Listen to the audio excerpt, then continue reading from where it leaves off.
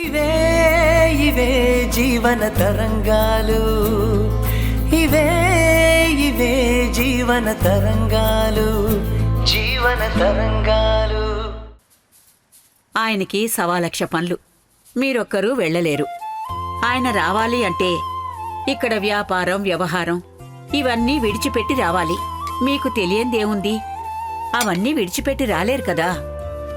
నేనేం కాదండం లేదు, కాని నాకు మాత్రం ఉండదా గుళ్ళు గోపురాలు చూడాలి, పుణ్యక్షేత్రాలు దర్శించుకోవాలి అని? అలా నిశ్చింతగా వెళ్ళాలంటే మీ ఆదర్శకి పెళ్లి చేయండి. కోడలొస్తుంది, మీకు తోడుగా ఉంటుంది. కలిసి తీర్థయాత్రలకి వెళ్ళొచ్చు. చెయ్యాలంటే మంచి అమ్మాయి దొరకాలి కదా శాంతమ్మా. ఒక్కడే కొడుకు, అల్లారు ముద్దుగా పెంచుకున్నాం. కాని వాడికి చదువు అవ్వలేదు. ఈ రోజుల్లో పెళ్ళంటే ఎన్ని చూస్తారు చెప్పు? ఎంత చదివినా చివరికి ఉద్యోగానికే కదా పోయేది. ఉద్యోగం ఎందుకు చేస్తారు? డబ్బులు సంపాదించడానికి.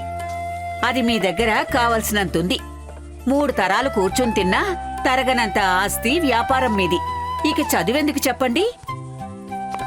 నువ్వంటే అన్నీ తెలిసిందానివి కాబట్టి ఇలా అంటున్నావు. కాని బయట వాళ్ళు ఒప్పుకుంటారా చెప్పు? సంబంధం కోసం ఎవరిని పలకరించినా సాఫ్ట్వేర్ అయితే చెప్పండి, గవర్నమెంట్ జాబ్ అయితే సరే అంటున్నారు. మాకు ఆస్తి పాస్తి ఎంతున్నా వాళ్ళేం లెక్క చేయడం లేదు. దేనికైనా కాలం కలిసి రావాలమ్మా. ప్రతి మనిషికి భగవంతుడు ఒక తోడును పుట్టించే ఉంటాడు. అవుతుందిలే, మీరు బెంగ పెట్టుకోకండి. ఇంకా ఎప్పుడు కాలం వస్తుందో ఏమో. ఈ ఆషాఢానికి మా వాడికి 32 ఏళ్లు నిండిపోతాయి. నేను మొక్కని దేవుడంటూ లేడు.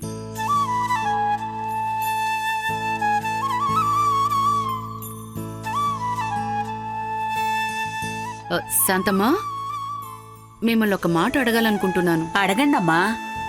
మీ ధరణి కూతురు కీర్తి చదువు అయిపోయిందా? అయిపోయిందమ్మా. ఇప్పుడేదో కాలేజీలో లెక్చరర్గా ఉద్యోగం చేస్తుంది. మరి పెళ్లి సంబంధాలు ఏమైనా చూస్తున్నారా? ఎక్కడా, దానికింకా 22 ఏళ్లే. అప్పుడే తొందరే ఉంది. ఒక్కసారి ఆలోచించండి. మాది మీది ఒకటే క్యాస్ట్, చెయ్యొచ్చు కదా. ఏమంటున్నారమ్మా? నాకేం అర్థం కావట్లేదు. చల్లకొచ్చి ముంతదాయడం ఎందుకుగాని సూటిగా అడుగుతున్నాను. నీ కీర్తిని మా ఆదర్శ్కివ్వచ్చు కదా. కట్నం వద్దు, ఏ లాంఛనాలు వద్దు. మేమే గ్రాండ్గా పెళ్లి చేసి ఇంటికి తెచ్చుకుంటాం. దానికింకా 22 ఏళ్లే. మీ అబ్బాయికి 32 ఏళ్ళు అంటున్నారు. అది ఎంఏ చేసింది. మీ అబ్బాయి డిగ్రీ కూడా పాస్ కాలేదు. అది కాని పని, వదిలేయండమ్మా. ఇందాక మీరే అన్నారు కదా, మంచి వ్యాపారాలున్నాయి, చదువుతో ఏం పని అని. ఏదో మాట వరుసకన్నాను. దానికే నా మనవరాళ్ళు అడుగుతున్నారా? భలేదానివమ్మా. అయినా మీ కొడుకు సాయంత్రం అయ్యేసరికి క్లబ్లో తాగి గొడవ చేస్తుంటాడు. రౌడీ మోకని వెనకేసుకుని తిరుగుతూ ఉంటాడు. మీరడిగినట్టు చేస్తే పెనం మీద నుంచి పొయ్యిలో పడ్డట్టు అవుతుంది దాని జీవితం. ఇన్నాళ్ళు చాలా కష్టపడింది.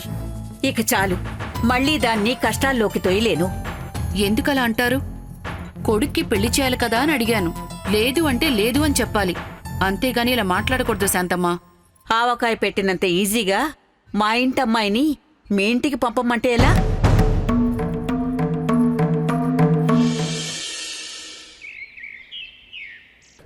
ఏమయ్యా, ఈ ఆఫీస్ సూపరింటెండెంట్ నువ్వా నేనా? ఇది కూడా నేనే చెప్పాలా? ఆ డౌట్ మీకెందుకు వచ్చింది? మీరే. నేనే కదా. మరి నేనే ఉతికారేషన్ షర్ట్ వేసుకుని సింపుల్గా వస్తే నువ్వేమో ఆఫీసులో మెరిసిపోతున్నావు. మీకేంటి ప్రాబ్లం? నాకేంటా, నువ్వు ఆఫీస్కి రావడమే లేటు, పైగా యూనిఫామ్ లేదు. నీకు ఒక డ్రెస్ కోడ్ ఉందిగా, అది ఏది అని. సార్, యూనిఫామ్ కుట్టించుకోవడానికి డబ్బులు లేవు సార్, మీరు ఇస్తారా? కుట్టించాలి అంటే దానికి ఆఫీసు నుంచి డబ్బులు రిలీజ్ కావాలి. కావాలి అంటే అసిస్టెంట్ కమిషనర్ రావాలి. అయ్యో, ఆ పోస్టు ఖాళీగా ఉంది. వచ్చే వరకు యూనిఫామ్ ఇవ్వలేం. అంతవరకు నేను ఏదేసుకుంటే మీకు ఎందుకు సార్? నీకు దండం, వెళ్ళి కూర్చో. సార్, టీకి డబ్బులు ఇవ్వండి సార్. వెళ్ళి కూర్చోమన్నానా? అరే, ఉన్న అసిస్టెంట్ కమిషనర్ గారు ట్రాన్స్ఫర్ అయ్యారు. కొత్త అసిస్టెంట్ కమిషనర్ గారు వస్తే గానీ ఆఫీస్ ఫండ్స్ పైనుంచి రిలీజ్ కావు. పోనీ ఒక 100 ఇస్తారా?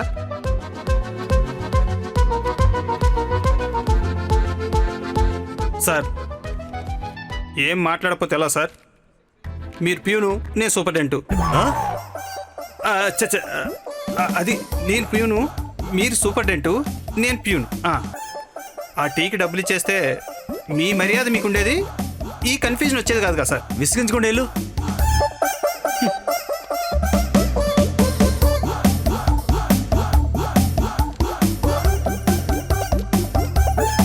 మేడం 11:30 అయింది. ఇది ఆఫీస్కి వచ్చే టైమా? సారీ సార్, బస్ మిస్ అయింది. మీరే బస్ మిస్ చేస్తుంటారు. 10:30 తర్వాత వస్తే హాఫ్ డేగానే కన్సిడర్ చేస్తాం. సార్ ఓనీలేండి సార్, కరెక్ట్గా వచ్చినా ఇక్కడ పని ఏమైనా ఉందా సార్? ఓనీలేండి, మీరు కూర్చోండి. అయితే మాత్రం డిసిప్లిన్ ఉండక్కర్లేదా? ఏం డిసిప్లినో ఏమో, 2 నెలలుగా అసిస్టెంట్ కమిషనరే లేడు. ఆఫీసర్ లేనప్పుడు ఆఫీస్ ఎలా ఉందని ప్రభుత్వమే పట్టించుకోవడం లేదు. బయటనేమో ఈ ఆఫీస్ వాళ్ళకేంటి బాగా సంపాదించుకుంటారనే టాకు, కానీ మన జేబులు చూస్తేనేమో నిల్లు. ఆమ్యామ్యాలు అందక ఎలా బక్క చిక్కిపోతున్నామో ఆ బాధ మనకే తెలుసు సార్. సార్ కాఫీకి వెళ్తున్నా, ఏమైనా వస్తారా సార్? సత్యం, ఏదైనా ఫోన్ వస్తే మాట్లాడండి. ఓకే, మాట్లాడతాడులేండి, ఇలాంటి వాటికి అతనే కరెక్టు. ఆఫీస్ వదిలి ఎక్కడికి వెళ్ళడు. పదండి. చూడు సత్యం, నేను మళ్ళీ రాను. ఎవరైనా వస్తే జస్ట్ ఇప్పుడే బయటికి వెళ్ళారని చెప్పు. అలాగే సార్. మేడం, ఈ మాత్రం దానికి మీరు లేటుగా వచ్చారని ఇంత ఓవర్గా రియాక్ట్ అవ్వడం అవసరమా? ఆయన చెప్పింది కరెక్టే సత్యం గారు, నాదే తప్పు, లేట్ అయింది. Hello, Satyam here. Yeah, inspector సత్యాన్ని మాట్లాడుతున్నాను. ఎవరు? వాట్? దేవికా జాదవ్ వస్తున్నారా? ఓకే, మేడం ఎప్పుడు వస్తున్నారు? వాట్, నెక్స్ట్ వీకే వచ్చేస్తున్నారా? Okay, ya. ఓ అవునా, సరే, థ్యాంక్ యూ. మేడం, ఆ, కొత్త అసిస్టెంట్ కమిషనర్ని అపాయింట్ చేశారట. ఆవిడ పేరు దేవికా జాదవ్, ఢిల్లీ నుంచి వస్తున్నారట. అయినా ఇయర్ మధ్యలో ట్రాన్స్ఫర్స్ ఉండవు కదా. రిక్వెస్ట్ ట్రాన్స్ఫర్ అంట మేడం. ఆవిడ కూడా మన తెలుగువారేనంట. మేడం, ఆవిడ చాలా స్ట్రిక్ట్ అండ్ డైనమిక్ ఆఫీసర్ అంట. పోన్లేండి, ఇప్పటి నుంచి అయినా మన ఆఫీస్లో పనులు చాలా స్పీడ్గా జరుగుతాయి, లేకపోతే బోర్. ఆవిడ ఒక్కరే వస్తున్నారా, లేక వాళ్ళ భర్త కూడా వస్తున్నారా? అది తెలీదు మేడం, ఫోన్లో చెప్పలేదు. ఓ మేడం, అన్నట్టు దేవికా మేడం మీ చెల్లెలే కదా? చాలా రోజులైంది నేను తనని చూసి. చాలా కాలం నుంచి మాకు టచ్లో లేరు. నాగ్పూర్కి ట్రైనింగ్ కని వెళ్ళింది. తన బ్యాచ్ అతన్నే ప్రేమించి పెళ్లి చేసుకుంది.